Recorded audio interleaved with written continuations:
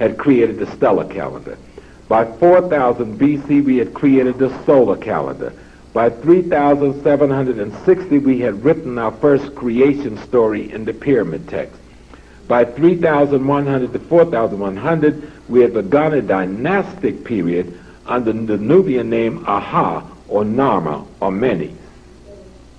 And what we know as modern Egypt came into being. And so it is important that we reference back. The netters, which are the qualities and attributes of God as advanced by the ancient Kemetan people.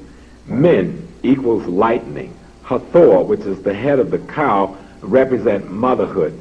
Neth, who represent arrows, is the hunter, or that one which can pursue and track the character of the human being by the actions you leave behind.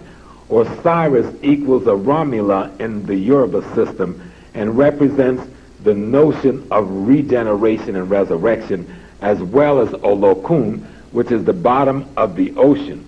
There's a point in which the sunlight penetrates water, and at the point that is called photosynthesis. But the point at which the sunlight cannot penetrate, that's the point the African called Olokun. Out of that comes the planktons and the amino acids and the other things that when struck by sunlight produces life as we know it. So our people understood very high science. So Yemaya is that part of the water that is penetrated by sunlight, and Olokun is that part which sunlight cannot penetrate.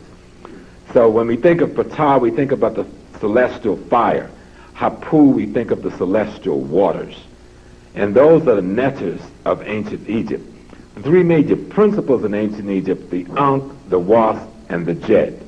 The Ankh represent life, the Wasp represent prosperity, and the Jed represents stability. So they weren't just names they were using, they were talking about quality and attributes of the human character. If we went to